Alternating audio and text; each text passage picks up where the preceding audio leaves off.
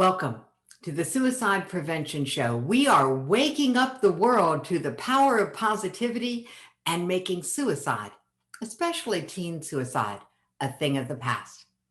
I am super excited that you are here and very delighted to introduce to you our next guest, because when we are talking about being on this journey, there is no one better to guide us into the world that most of us don't want to go into, which is that inner world. It is not a safe place to be without a guide. So we're going to get some guidance in how to trust the sound of our own inner voice. So please help me welcome to the studio, Desiree. Woo! Turn on your camera, darling. There you go. Hi, can you hear me okay? I can hear you just fine. Oh, that's magical. It's good to see you, Jackie. I bet you're a little bit tired after a couple of long days. You know, I get more energy from doing this show than I get from doing anything else. That's good. Well, it's because it's full of amazing people like you. And suicide prevention brings you to life. You know, that's an interesting take on that. There you go. It's a lively show. I hope my lighting's okay. It's that time of day here where it's going to get dark behind me, and so I'll probably shift several times before we're done here. And if it was a sunny day, it's like Indiana Jones, it would be coming right through here, and so there's no safe place. But anyway, I'm happy to be here. Thank you for inviting me. Oh, you're very, very welcome. It's amazing the things we have to pay attention to. We didn't used to have to because we were on our phones. And so lighting wasn't a thing. Mm-hmm. And I'm going to take everybody behind the scenes on some lighting stuff as well as on speaking stuff later on, because it's become such a necessary skill to be able to just manage how you're coming across. Yeah. So who knew we'd have to mind all of these things? And so your lighting is actually lovely. Well, I've got a nice little ring light here, and I actually have a better, bigger setup that, I've gotten when I first started doing videos, I would set it up every time, and then I'd break it all down, and then I'd think, oh, I should just leave it up, but it was in the middle of my living room. And now with Zoom World, because of COVID, everyone's become a lot more casual. And even the newscasters, it's funny to see, their basement or their bedroom corner or whatever they're coming from. And I think people are, it's a little bit of the hidden benefit of all of that. I think the world has become more intimate and easier. Maybe a little more accepting. Yes, a little more. A little more accepting. Unless we get into politics, then that's a whole nother story. But there's always room for improvement. Yes. Especially when it comes to acceptance. So I'm a firm believer in radical self-acceptance. And I got pushback on that name. And it was like, oh, we don't want radical anything, not even self-acceptance, because the word radical now has a different connotation among certain people, because our language is very individual.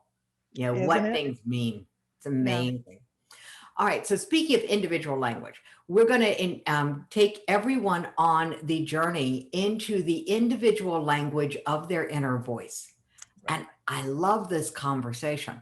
I also want to give them some context. So Desiree, what was your journey to get in touch with your own inner voice so that you could hear it? I think I, like many other people, thought I knew my inner voice until it had to really speak up in my favor, emotionally and personally. And all right. Well, you don't get away with the high level here. What was the story? What was that day like when you realized that you weren't as in touch as you thought? What had to happen?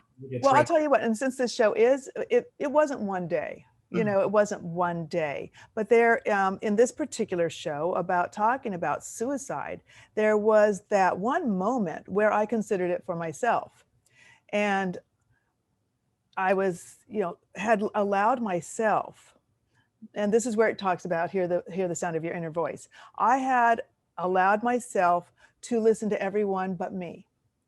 And the messages I was getting added up in my now I look back, it was my warped intake system, like I said, allowing outside voices to be more true than what was true, and not trusting myself to, know what I believe is right, and that I am okay.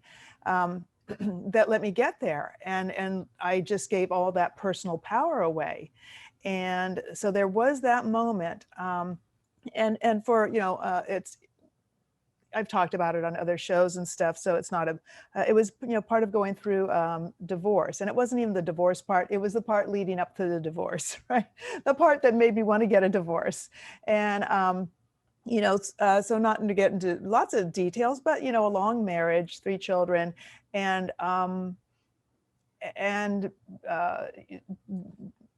being like the switch was turned off as far as being accepted, as far as, having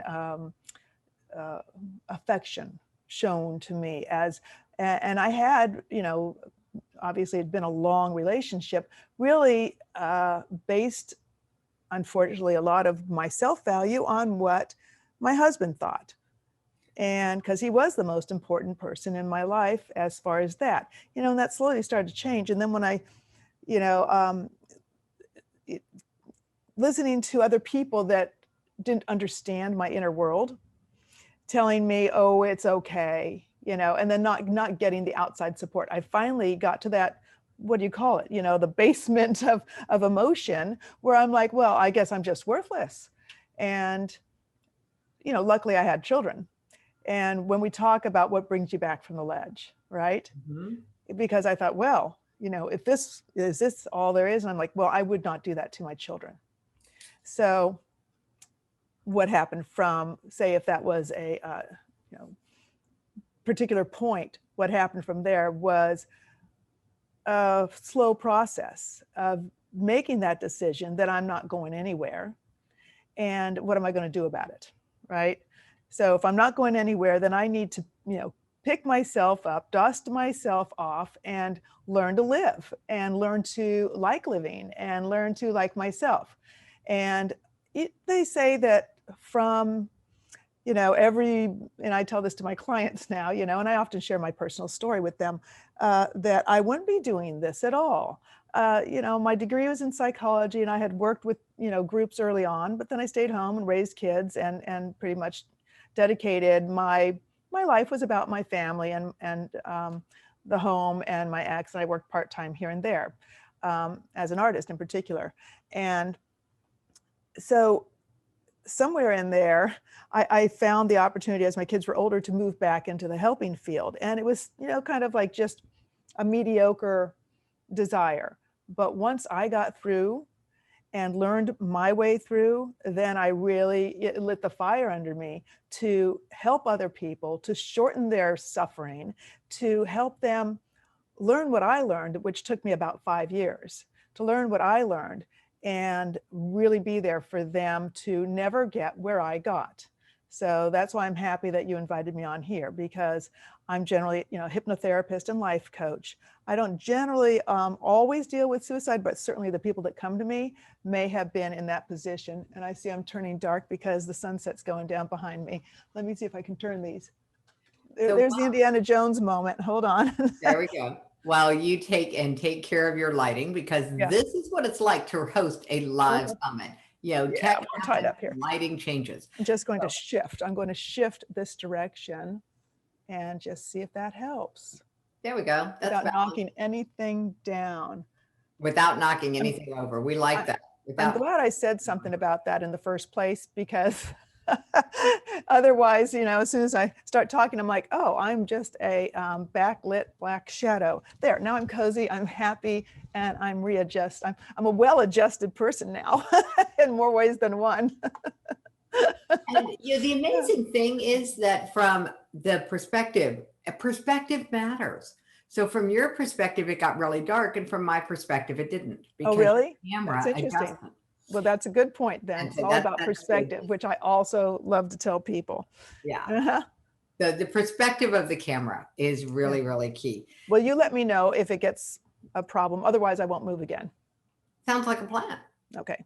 Cool. All right. And I love the fact that we named the elephant in the room, that there was some tech going on, some lighting and these things. And Uh, so it helps to not have it be, oh, I'm bothered, but I don't want to tell anybody. No, or tell if people I what. got dark enough, then I could just be the mystery guest. Yeah. So you Yeah. were talking about the fact that you had to learn to live and learn to like living. Hmm. And then you said one more thing, and I didn't get it written down fast enough. But do you remember when you were saying that just a minute ago? You had to learn to live, you had to learn to like living. And you said one more thing. And if you don't remember it, then that's okay. We'll get it off the tape and I'll put it in the show notes. I just it comes out one mouth and it goes out the ears too. It may come back to me by the end of the. What did I say? It's okay. Don't worry about it. It will, like I said, that's why we record everything. Mhm. And so probably somebody will have picked up on it. And if they didn't, it doesn't matter. But it was interesting that I wanted to just pick it up because this concept of learning to like living, learning to live. Who knew we would have to learn these two things? But it's absolutely critical, I think, for many people to come to the place where you have to learn how to live in a way that's different from the way you were living before the pandemic hit, for Oh, that, yeah. before we went everything on Zoom, everything online. We have to learn some different skills, and that's part of the journey that we're taking everyone on the show. But that piece about learning to like living, how Mhm. many of us spend our time arguing with reality? Especially the recent reality, except for, like you say, it is perception. And I know that this past year in particular, for everybody's been difficult. And it really is, what I've compared it to is going through the grieving process. Mm, And that's going to continue for people. And to recognize the stages of grief, and I don't know if any of your other guests have brought this up, probably, but to recognize when you're grieving, because you can be grieving not just for losing someone, you can be grieving for things that you didn't even think were grievable. It could be grieving for a change. So what happened in the last year for everyone was this shift. It was almost like a death because it was quite sudden.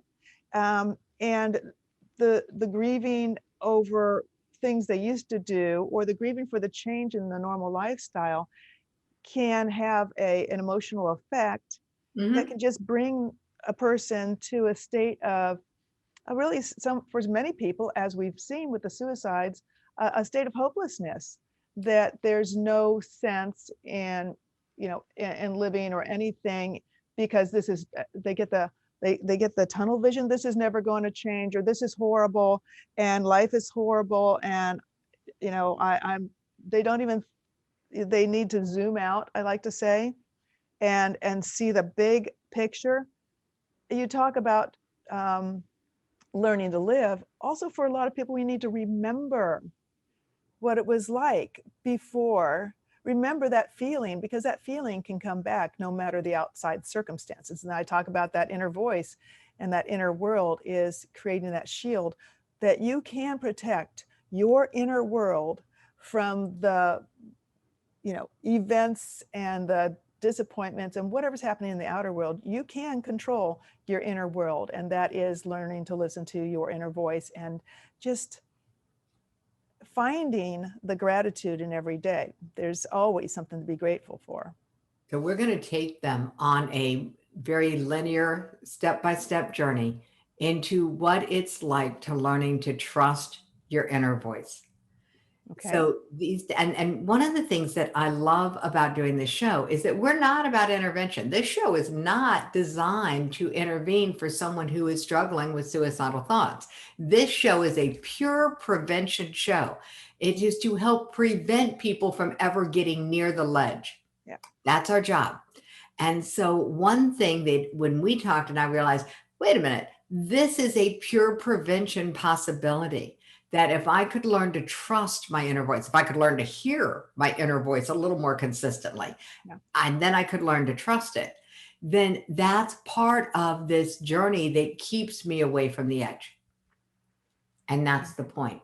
So for you, this journey to hear and then trust your inner voice went through the dark night of the soul, the decision that you were not going to go anywhere because of your children, which thank God for children.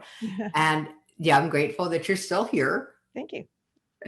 I think my kids might be too, although sometimes they're like, "Oh God, Mom." No, I think How they old are like your me. kids? Oh gosh, my oldest is 29 and my twins just turned 23. There we go. Yeah. You know, um, it's still at the eye rolling stage with parents. Yeah. Yeah. Oh. And yeah, I remember those days well. Mm. So, Desiree, you had to relearn how to live. You had to learn how to like living. When along this journey did your inner voice become part of the conversation? So here's my personal story about how that happened. And I didn't completely dislike living. I liked living, but I was allowing a small part of my life to be too big a part. And that's when I talk about the zoom out. I had given all this power over my self-esteem to one little piece. And so that was where my awareness had to really begin, is like, there's this piece that's causing such trauma, and then there's the rest of the world. But there I was looking at that little grain of nastiness that was really, really disruptive to my emotional state.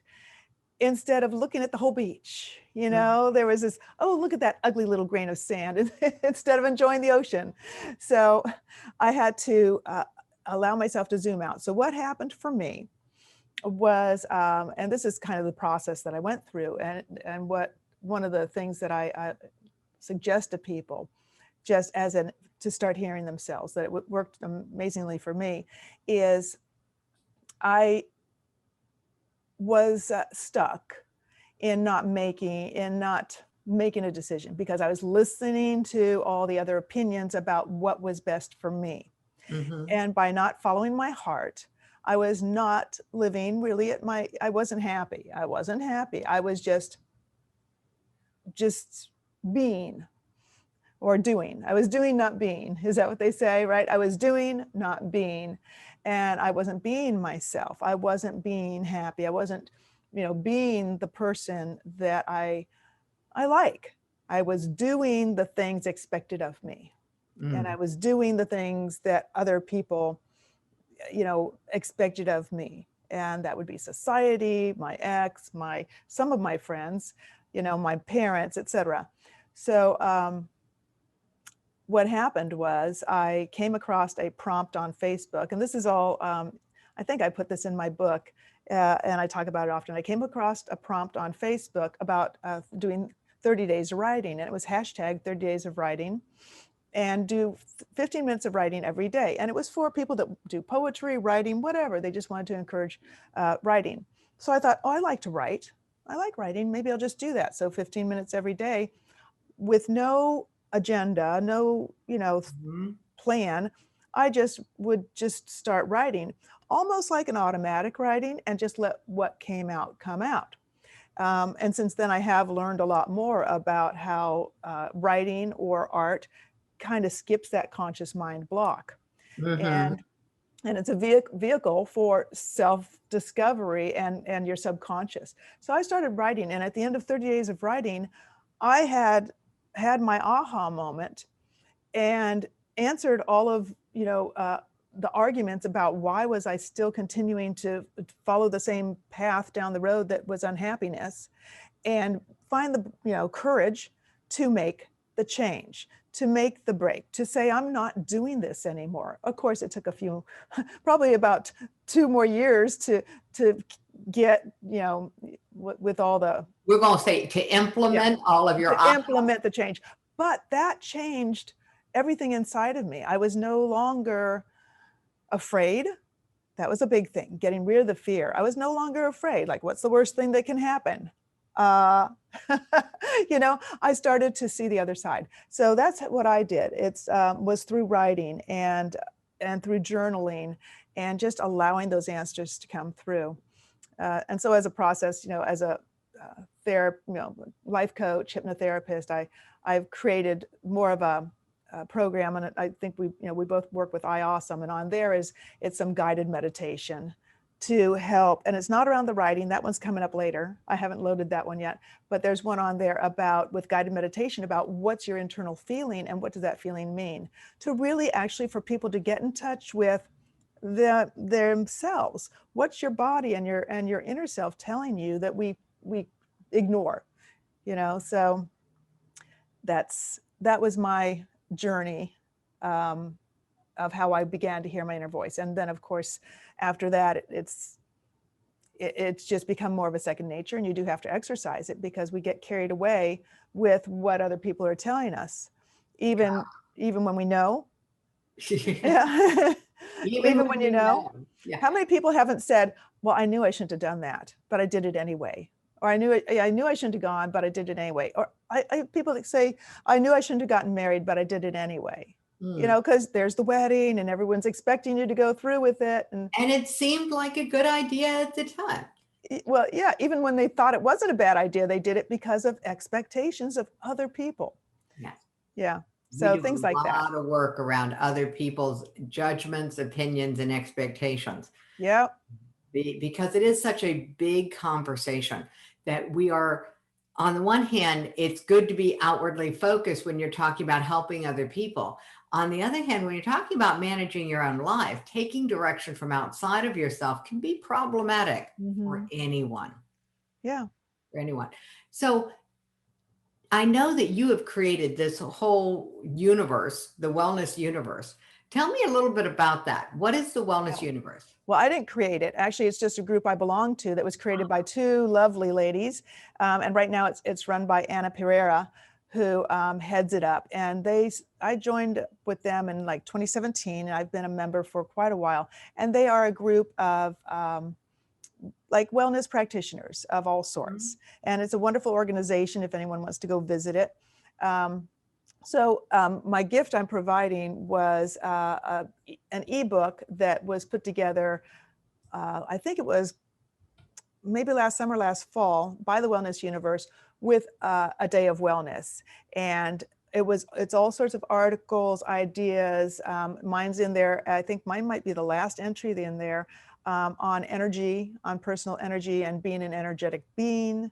And that whole thing about being part of, you know, the bigger picture, and that you're not just this. So that was my gift from them. So it's one of the groups I belong to and I'm very proud of. And so we put together that ebook. And so I've provided that as a gift here because I think it was a really valuable resource for finding ways to take care of yourself, to treat yourself right, to look inside yourself. And as you know, I'm also a member of iAwesome with you, International Academy of Universal Self-Mastery. I think I finally have it right. And that's on that platform. I offer a couple of classes and we'll be adding more. And trying to think if there's any other really great groups. See the light changing, but you tell me if it's not okay. The light's changing and you're fine. You know? Okay, good. And yeah, so there you go. Perfect. Right there is perfect. Well, if I come a little closer. Yeah, that's it. That was that changed everything. Okay, that helps. So yeah, so that's where the gift is from, and delightful little ebook that I think people will enjoy. So cool. So the idea of a day of self-care is a great idea. And part of self-care is actually getting in touch with the inner voice, learning how to tell what's your inner voice from what's the external expectations, as we were just talking about. What are some tips that people can have that will help them tell when they're writing, if they're using the writing method, is this my inner voice or is this still the exterior world? Well, this is where I get into the teaching, recognizing your body, that energy, that sense. So So again, take, refer like, to the, take us there. What would somebody notice in their body that would well, tell them yes, one way or the exactly. other? So for example, have you ever walked into a room and just kind of felt actually a little queasy, right? A Okay. little queasy. And so, what does that mean to you? Which is what my course on iAwesome teaches right now, which is by the name of what we're talking about. What does that mean to you? And so some people don't know what it means. They're not in touch with the messages their body is sending. But if if you've tied that to an emotion or an experience in the past, then you've got your shortcut, your shorthand of, oh, this is the same feeling I got when such and such happened, or when I met this other person that like was very like a bad, energy around me.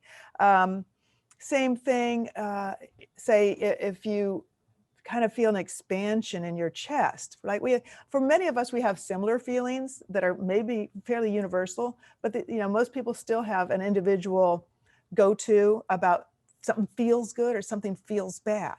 And what is that? We usually don't know what it is. You get that hair standing up on the back of your neck, right? And when Yeah. someone's behind you and you're just a little bit like, walking down the sidewalk alone. And I've had that experience, for example, where I've been walking down a sidewalk or standing on a sidewalk alone because my car broke down. I'm near a boarded up building in a really bad part of town and waiting for my dad. I was young, waiting for my dad to come get me. And coming down the street comes a tall guy drinking out of a bag. Mhm. And he comes up, and it's just the two of us in this like midnight. And I did not feel any fear whatsoever. Not a bit. I didn't get any warning sort of weird body feeling. I felt no fear whatsoever. He walks by, he says, "How you doing?" I'm like, "Good, thanks." Right? Um, then he turned back around. I got to tell you this story because it's great. It's also like my like angel in disguise story. He turns, I see him, then a car goes by with a bunch of guys, like, and this is Southern California, lowrider, and and they slow down and they look at me like a car, like five guys in the car. And then they slowly get down to the end of the road, pass him. He turns around, he starts walking back toward me. Mhm. And he says, "Hey, I thought I should hang with you because I heard those guys say something about going back for you." And I'm like, "Oh, wow, thanks." Right? And like, this is just one guy, but this car full of guys does turn back around. They come back, they see this guy standing there with me, and he just looks at them, and they slow down and they keep going. Mhm. And that guy stayed with me until my dad came. And so, the fact that normally you would think, here I am alone on the street and this big guy drinking booze out of a bag, it's bad news. But I didn't feel that. And I was right. He was good news. Um, so that's just an example of, people should pay attention to these and like, what feeling do you get? And so that, to me, that's what it is. There's a physical kind of energetic feeling that you get, and the more you recognize what that is and what it means, the more you can take steps to trust your gut, So if something doesn't feel right or something does feel right. what are some activities or um, what are the opportunities that people can take advantage of to start to notice what you're describing sounds like an internal emotional guidance system? Yes. Well, one of the activities that I suggest is just laying down and remembering a certain event, like a time that you were angry, for example, and remembering it and bringing back that emotion. Of course, you always want to clear it afterwards. So again, in the course, I do that. I do that, and find it. Scan your body and find that feeling in your body of where's anger feel like in your body, where is it and what's it feel like, and then actually kind of journal, make a note of it, and then do the same thing with joy. And think of, well, I don't know, hugging your children or kissing your cat or being at the beach or whatever it is that brings you that happy feeling, right? Oh my And goodness, I almost started to sneeze. I'm allergic to cats. And you said okay, kissing a cat. And I'm like, okay. no.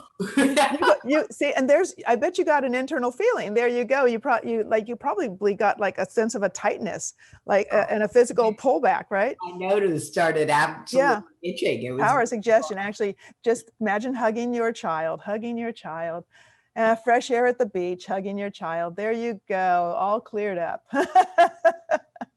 so that's an important piece that I Yeah. just want to highlight for people. When you're learning about your internal guidance system and it's an uncomfortable, icky tummy feeling, after you've experienced that and you feel like you've got it, make sure you do something that is the opposite and clear. Yeah, clear yourself. Clear Yeah. yourself, bring in a nice, beautiful, happy feeling and clear it out. So, yeah, Yeah, giving so if you practice this, then you go through the clearing so that you leave yourself at least in a neutral state of, everything is copacetic and fine. And just start paying attention to your body. We all know, for me, like stress goes right in here. And then I get this knot down the middle of my back, right? And then it starts to hurt across here if it's really a stressful situation or day. And so I know what's going So on, you've right? got a roadmap for stress. Right. So And so I recognize, and then sometimes I start to get that and I don't know what was stressful.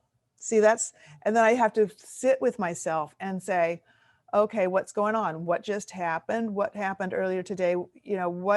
And then I can say, oh, this situation or this person or this interaction that I had not paid attention to was actually bothering me more than I'm letting on.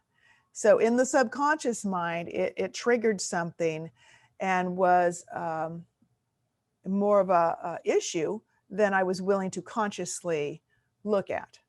So it's a way to listen to your inner voice. Why am I feeling this physical stuff? Why am I not feeling good about this?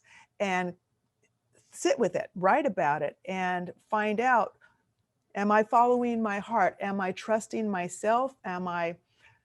Is this a good deal to be making with somebody? Should I be here? Should I get up and leave? I have a friend who tells a story about, just knowing that this guy was not a good guy. And, I won't go into too much detail, but he took advantage of her. And she says, I knew when I went over there that I shouldn't. And I don't know why I did. So when you even get this feeling, don't doubt yourself. It's okay. It's okay to look stupid or feel silly. Don't doubt yourself, or find ways that you can make yourself safe in a situation that you aren't comfortable with. If you have to go, take a friend, I don't know, but stop doubting yourself is what I would say to people. So shifting out of the doubt and into the trust, even if what you need to do to trust yourself, the action you need to take is not a socially acceptable action, like leaving in the middle of a meal. Yeah, And just getting up and walking out. leaving. Yeah. Yeah, this is an important life skill, to trust yourself enough to take the actions on your own behalf. Right. Cool. And yeah, and just because it seems awkward or uncomfortable, to just like find, the more you're in touch with your feelings, just the happier life you're going to live. And then bringing it back to, suicide prevention.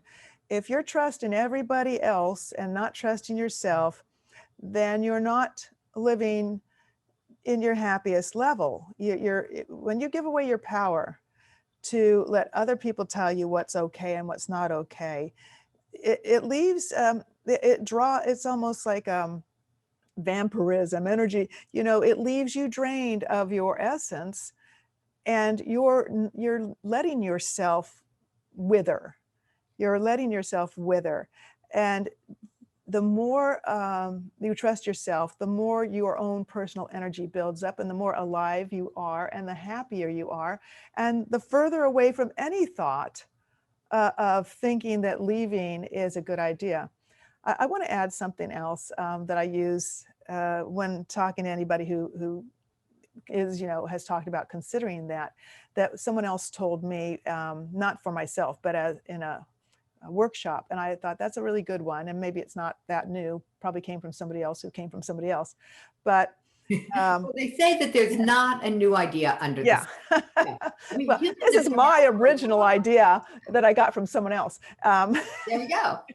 That it, for anyone who would even be considering, leaving this space, their life, is imagine you have a bookshelf full of books, all wonderful books, all great stories, and these books represent different adventures in your life, different people you haven't met yet, different stories you haven't lived yet, different places you haven't been yet, different foods you haven't tasted yet.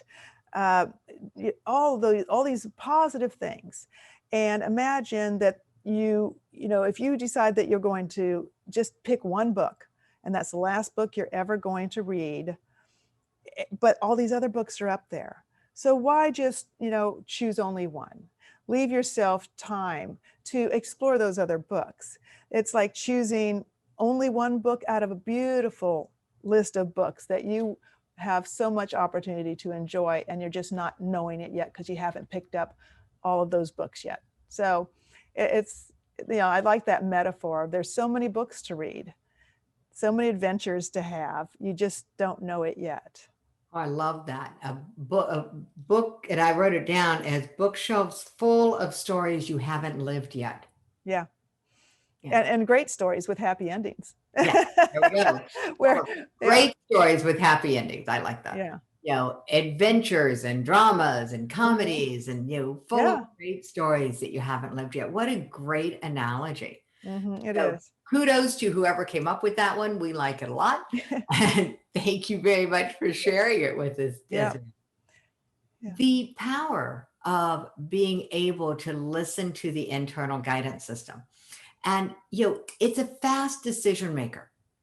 It does not leave a lot of room for second guessing.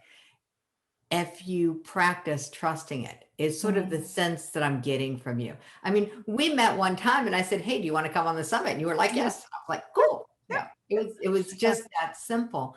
And what if life could be that simple? I think that maybe that's the benefit of listening to your inner voice, is that life becomes a lot simpler.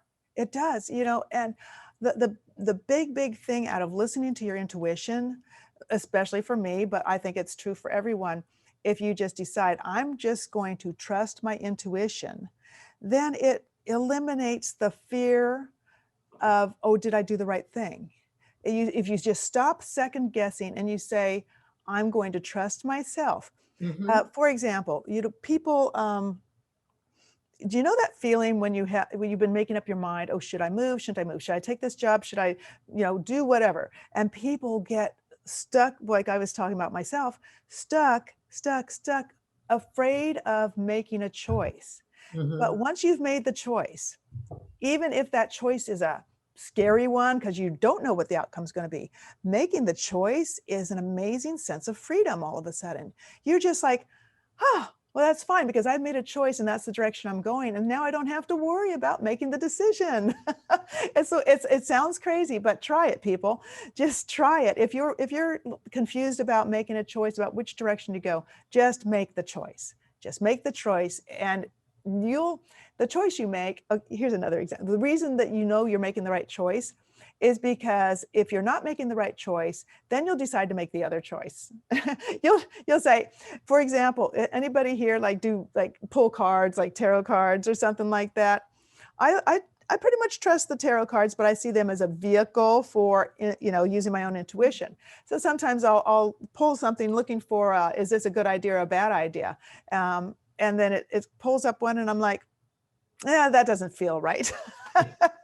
And so I usually, wait until I find the one. I go, yeah, that's the right card. It can answer you that way. It might even be the vehicle that helps you say, you already knew your answer.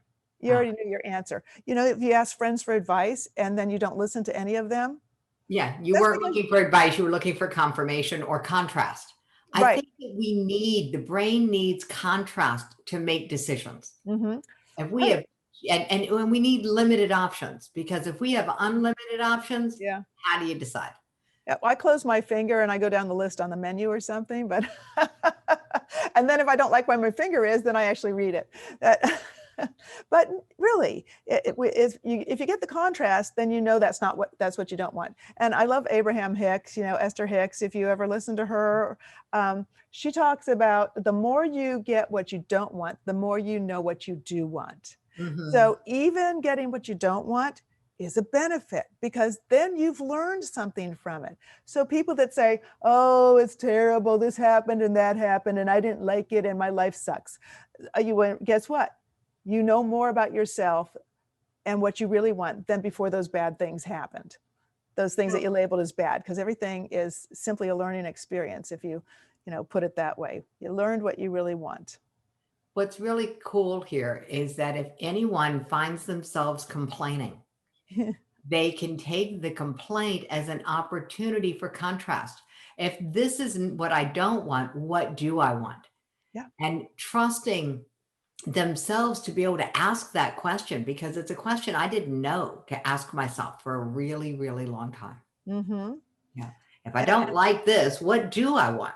Right. And people just keep doing the I don't like part. Mm-hmm. For years and years, and go on with the I don't like this, I don't like this. And then Sounds like personal experience. Yeah. and they get stuck in the complaining stage. And the complaining stage doesn't change anything. So there needs to be the steps that people need to recognize. What stage are you at? Are you at the I'm not happy stage, but I'm going to give it some time? Are you at the I've given it some time and I know I don't like this? But I'm just going to put up with it. Have you gotten to the complaining stage where you're still doing it and you're complaining about it constantly? Or are you going to move on to, okay, I've been doing this so long, it hasn't gotten better. I still don't like it. And now I'm just like stirring and going around on the, I don't like this. I don't like this. I don't like this. Guess what? You can get off the I don't like this wheel. Take the personal power and change what you're doing. Change it. And don't be afraid to change it, because otherwise, what are your choices? Live with I don't like this for the rest of your life, or make the positive change. And again, getting back to suicide prevention, people forget that they have choices and options. As scary as those might be, nothing is, what's the worst thing that could happen? Oh, you could die. Well, if you stay there, that might be an option you choose. But if you to take off one of those adventure books and go, where am I going? What am I going to do? Because this is all going to work out if I just follow my heart. It's a great analogy of the bookcase and the idea of following your heart. And we know that pure prevention before someone's in trouble, these are the ideal uses of all of this information. Self-care is a great way to keep you from getting near the edge. And if someone is on the edge, understanding these strategies about the bookcase full of books you haven't lived yet, the stories, the happy stories that you haven't lived yet, haven't experienced yet, can help give a little bit of a buffer, a bit of a pause button. Yeah. The journey is absolutely riveting when we allow ourselves to have that pause button and to say, I could make this choice, or I could make this choice. And remembering that we have choices, that's really the key factor. So building more of that is so amazing. So I'm so glad you brought that up. One of the things that I also think is important for people to know is sometimes people just will allow themselves to feel useless, to feel hopeless, like, oh, it doesn't matter if I'm here or not. And they just really have no idea how much their life matters to other people. They let themselves get into really, not to be cruel here, but sort of a selfish state of my life doesn't matter to anyone, and everybody's lives matter to somebody. And I'm gonna pause the button here. Yeah. Because we're talking about the depressed brain. Yeah, it doesn't think. And so it's not selfish at that point, because the logic kicks in, which is really screwy. And the logic, because we hear these stories, the logic kicks in, and the logic is they would be better off without me. From their perspective, it's not selfish, it's Yeah. actually sacrifice. It's Yeah. self-sacrifice because that's where the brain has gone and gotten Yeah. stuck in the negative True. echo chamber. And when, yeah, this is the land of absolute acute intervention. And Yeah. so our conversation is not about when you're thinking of taking your own life. It's about what can you do so that you never have to be afraid Yeah. that you're ever going to get there. And the power of this conversation is that the worst emotion that we've been able to discover based on all of our conversations and all of our research in the suicide and the Teen Suicide Prevention Society is that shame Mm. is the most devastating place to be. Yeah. And so any conversation that we can pull people away from judging and labeling is going Mm. to be a better conversation for them. And so this power of trusting their inner voice is so important, Desiree, that I am just incredibly grateful that you made the time to come on the show and to share this journey with us. Yeah. I love the writing exercise. And so the writing exercise, as you described it, and I don't know if it's in the book that is everybody's gift, but do you have like 2 or 3 writing prompts that people could use when they start to write? I do. And I will, what's the right word when you have, I do have my book right here. As a matter of fact, this is not the gift. This is, a book I wrote, and, Okay, Journey to Joy, got it. the written path. And so what I did in here was I gave writing prompts. And so Cool. I put it into chapters as a journey, Mhm. starting off, sticking to the path, don't turn back, et cetera, so forth. So at the end of every chapter, for example, about how to get started, one of the Cool. questions, the first question is, when you've yearned to change, but not carried it through, write on that. When you wanted to change something, but not carried it through. So About, looking into my life and finding those moments when I wanted to change but haven't yet changed. right. And then I follow that with, when do you feel without control? And when do you feel most in control? Got it. So For those example, kinds yeah. of prompts of getting the brain to Mhm. engage with Yeah. when do I feel out of control is a great way to get in touch with the internal guidance system. I love that. And when do I feel in control? And so thank you, because that's Yeah. exactly what I wanted. I wanted some 3 simple prompts that people could Mhm. use as they start this journey to trust their inner voice. And let me share this one that I really like. This is in that, like, getting started, is imagine your ideal life, describe it, be as specific as possible, including every sense, sight, sounds, smells, temperature, people, daily life, and describe how you feel. And then what is the first step that you can take toward that ideal life? Cool. To recognize that it's not, it doesn't necessarily happen overnight, but everybody, like this day of self-care, right? Even just doing Mhm. one thing every however often toward the ideal life, to move you into that place of just living happy, just being, satisfied and happy with your life and yourself. Yeah. There we go. The inner voice path to living happy, where you're satisfied with your life and yourself. That's a great line, Desiree. Thank you so much for making the time to be here with us and to share all of this with everyone. I so appreciate that. Well, thank you for inviting me. And I hope that people get a lot from all of your guests and find it useful. So thanks for inviting me. You're very, very welcome.